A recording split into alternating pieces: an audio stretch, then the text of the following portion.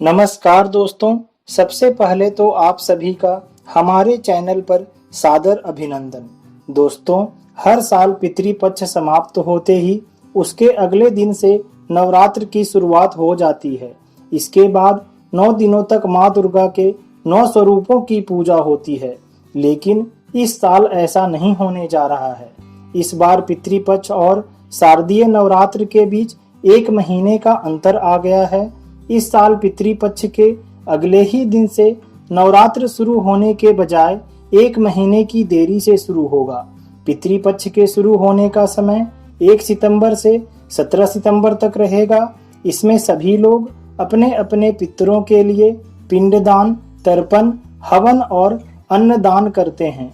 इसके बाद श्राद्ध का समय खत्म होते ही इस साल अधिमास लग जाएगा और इसी कारण नवरात्र और पितृपक्ष के बीच 1 महीने का अंतर आ जाएगा।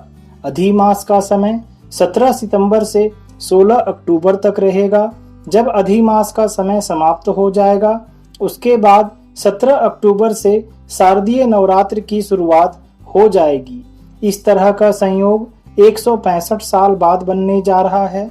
हमारे ज्योतिर्विदों के अनुसार इस बार अधिमास और लीप ईयर दोनों एक ही वर्ष में पड़ रहे हैं।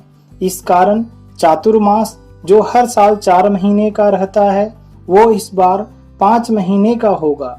चातुर्मास लगने के कारण ही इस दौरान शुभ कार्य और मांगलिक कार्य संपन्न नहीं होंगे।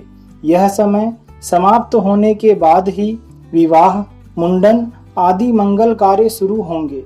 हमारे हिंदू पंचांग में 12 मास होते हैं। यह सूर्य की संक्रांति और चंद्रमा पर आधारित होते हैं। हर वर्ष सूर्य और चंद्रमास में लगभग 11 दिनों का अंतर आ जाता है और 3 वर्षों में यह अंतर लगभग 1 माह का हो जाता है। इसी कारण हर तीसरे वर्ष अधिक मास आ जाता है, जिसे हम मल मास भी कहते हैं, और अधिमास में शुभ कार्य वर्जित माने जाते हैं। अधिक मास को पहले बहुत अशुभ माना जाता था। बाद में श्री हरि विष्णु ने इस मास को अपना नाम दे दिया।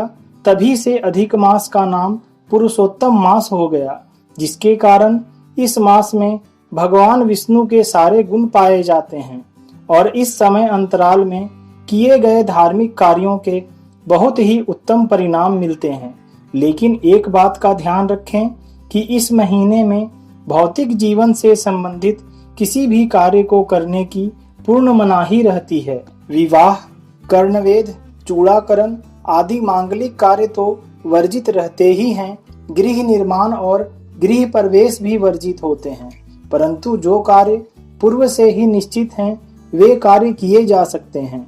मल मास में नियमित रूप से श्री हरि विष्णु की आराधना करें और अगर संभव हो सके तो अपना आहार, विचार और व्यवहार सात्विक रखें और पूरे माह में श्रीमद् भगवत पुराण या भगवत गीता का श्रवण करें। इस माह में पूर्वजों और पितरों के लिए किए गए सभी कार्य भी लाभदायी होते हैं। निर्धनों की सहायता करें, अन्न, वस्त्र और जल का दान करें।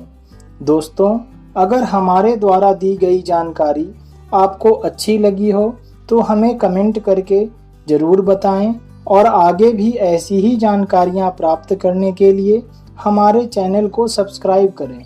जय माता दी।